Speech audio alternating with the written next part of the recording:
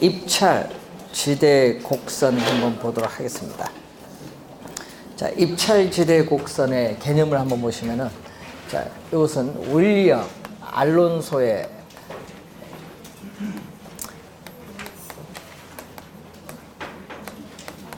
자, 용어 두 개만 배우겠습니다. 여기서는 또 입찰지대도 시험에 자주 나오는 용어이기 때문에 우선 입찰, 우리가 지대란 용어 하나 배울게요. 입찰지대.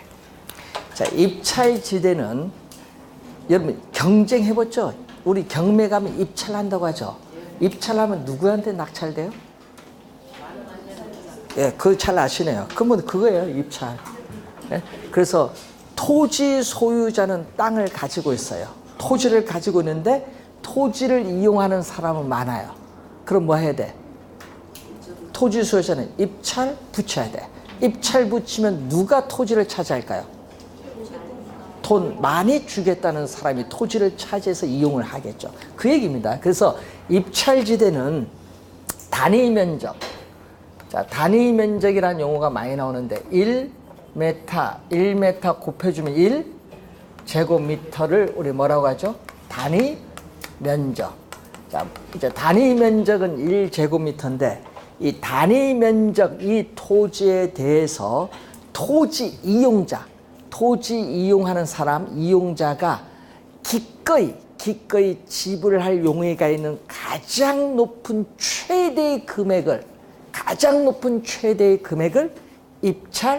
입찰지대라고 해요. 그럼 가장 높은 최대의 금액인데 시험에 낼 때는요, 최대를요, 최소로 내버려요. 말을 바꿔서. 그럼 가장 높은 최대의 금액을 주면 이윤이 있을까요, 없을까요? 가장 높은 최대의 금액을 주면은 이용자는 이윤이 없지. 초과 이윤이 뭐가 된다? 0. 0이 되는 수준의 지대다, 결국은. 초과 이윤이 0이 되는 수준의 지대가 바로 입찰지대라는 용어를 사용한다. 그러니까 토지 이용자가 기꺼이 지불할 용의가 있는 가장 높은 최대의 금액을 입찰지대인데, 그래서 여러분이 알론소는 입찰지대설을 주장을 하죠. 자, 도심입니다. 자, 지대, 거리가 주어졌어요. 자, 여러분 도시 내의 산업은 여러 개의 산업이 있습니다. 자, 그 중에 우리 세 개만 볼까요? A라는 산업. 자, A라는 산업에 있어서 지대를 지불할 용의가 있는 곡선. A 산업의 지대 지불 곡선. 자, 이것은 B 산업의 지대 지불 곡선. 이것은 C 산업의 지대 지불 곡선. 우선 세 산업만 존재한다고 가정해서 보고 있습니다. 자, 여기서 이제 어떻게 돼요? 토지 소유자는 이용자에게 토지를 빌려줘요. 빌려주는데 어떻게 돼요? 산업은 많다 보니까 또 뭐를 한다? 입찰 경쟁을 하게 돼. 입찰 경쟁을 하게 되죠. 자, 입찰 경쟁하면 누구한테 토지를 빌려주느냐? 자, 도심에서 이제 거리가 멀어지는데 처음엔 누가 돈을 많이 줍니까?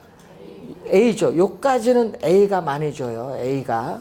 그럼 이 점을 지나서는 A보다 누가 많이 줄까요? B. 그럼 여기서는 B의 토지는 빌려줘요. 그럼 또 이 점을 지나면은 B보다 누가? C가 많이 주니까 이제 C에게 토지는 또 빌려줘요.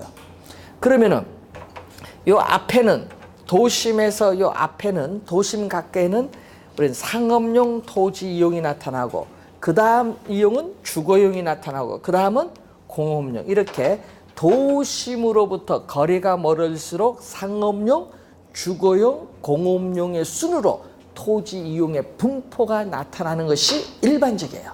예? 우선 요거는 여러분 쉽게 이해가 될 것이고, 우선 도심에서는 상업용이잖아요. 그런데 그림을 볼 때 이때 이 빨간 선이죠. 이 빨간 선을 우리는 입찰 경쟁에 따르는 뭐다? 지대 곡선이다. 그럼 입찰 지대 곡선, 입찰 경쟁 지대 곡선 너무 길어요. 줄여서 입찰 지대 곡선. 개념을 또 시험에 많이 내요. 입찰 지대 곡선 뭐를 많이 출제한다? 개념을 또 많이 내요. 개념.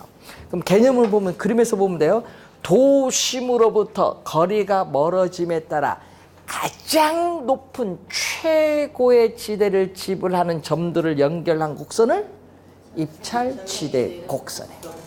가장 높은 최고의 지대를 어떻게 돼요? 지불하는 점들을 연결한 곡선.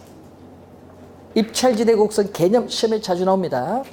우선 입찰지대 개념, 입찰지대 곡선 그림 보고 입찰지대 곡선이 뭔지 확인해 두시면 되겠네요. 이 두 개 기초에서는.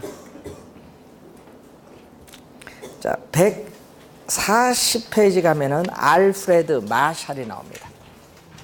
자, 또 알프레드 마샬에 있어서 마샬은 거기에 여러분 올해 시험에 요거 또 나왔어요. 여러분 24회 시험, 26회 시험, 28회 요 짝수만 좋아하는가 봐요. 예? 마샬은 24, 6, 8 짝수만 출제했어요. 내년에 저라면 안 내겠지. 준지대라고 하는데, 자, 준지대는 단기에만 성립해요. 단기에만 성립하는 개념. 왜 그러냐 보면요, 토지. 자, 여러분 우리 배운 용어 중에 토지는 뭐가 돼요? 위치가 고정되어 이동할 수 없잖아요. 이미 배운 거. 그럼 토지 말고 토지 이외에 우리는 고정. 자, 토지 이외에 고정된 생산 요소.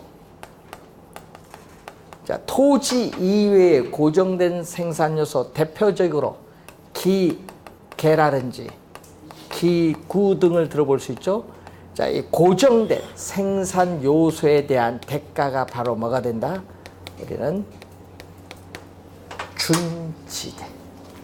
토지 말고 단기적으로 기계 기구는 고정이 되어 있어요. 단기에는. 여러분 자동차 생산 설비 여러분 하루 내에 바꿀 수 있어요? 1년 내에 바꿀 수 있어요? 어려워요. 그러니까 단기에는 고정됐다는 얘기예요. 그런데 장기로 가면 어떻게 돼요? 장기로 가면요, 고정된 생산 요소가 고정된 게 아니에요. 장기로 가면은 생산 설비를 확장시킬 수도 있고, 라인을 폐쇄해서 축소시킬 수도 있어요. 그러면 변화해요, 안 변해요? 변해요. 장기에는 생산 요소인 기계 기구가 고정된 것이 아니라 변할 수 있어요. 그래서 장기에는 이 기계 기구 등의 생산 요소가 고정된 것이 아니라 변할 수 있기 때문에 장기에는 준지대가 발생하지 않습니다. 그래서 준지대는 뭐에만 성립한다? 단기에만 성립하는 개념.